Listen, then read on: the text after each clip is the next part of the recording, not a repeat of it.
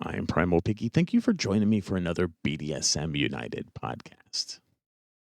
Today's podcast is from an essay that was written by the person that coined the phrase rack, RACK, and his reason behind why BDSM needed more than just SSC.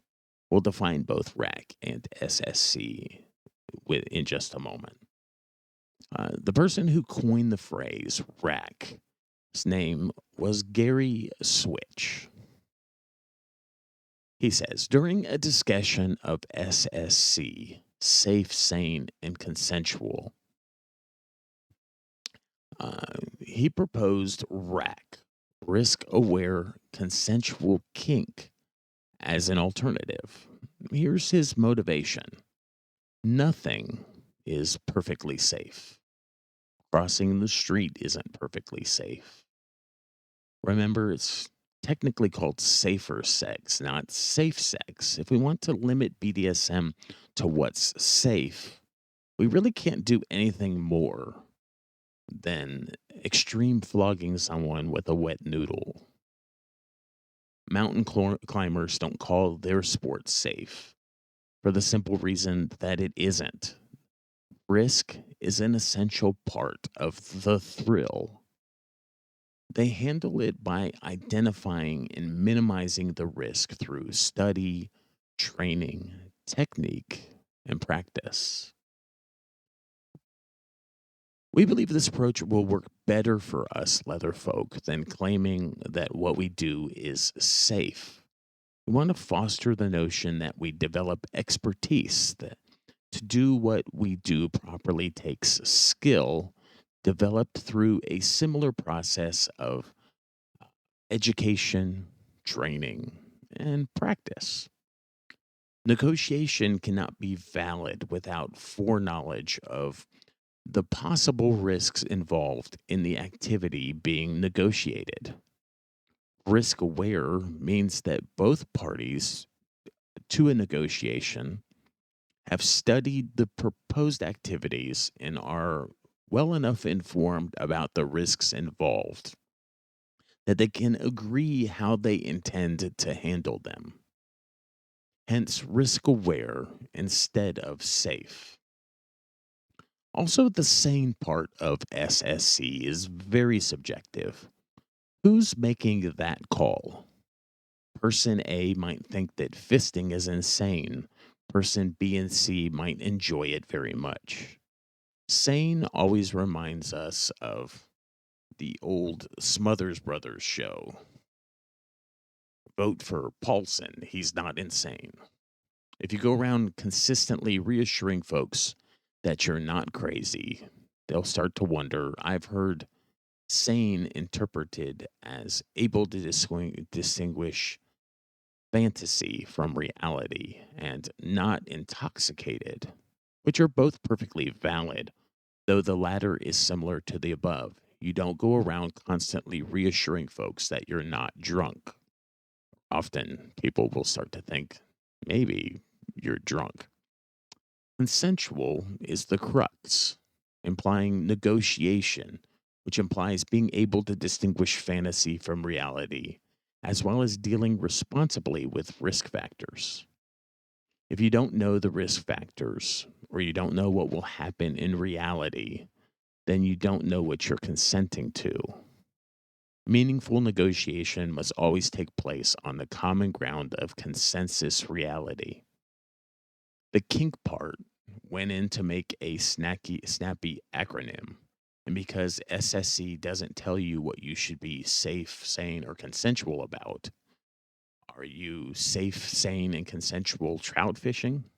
Alluding to the rack, an archetypal torture instrument, has been criticized, but to me it signifies our transformation of atrocity into ecstasy. And amidst that, though we may enjoy some dark fantasies, we realize them harmlessly. In other words, we don't do harm. We don't try to injure.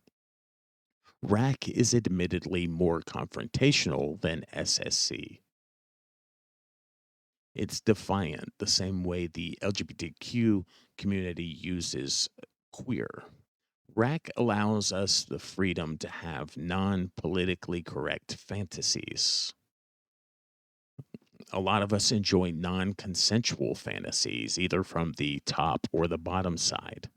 We enjoy them in our literature. We may very well enjoy them while we play, but we act them out responsibly, aware of the risks involved, and consensually. So that was Gary Swift, and that was his reasoning for creating RAC. It's a motto of safety that we tend to use. There's other ones as well, ones like prick and just others. I think that's personal responsibility informed consensual kink.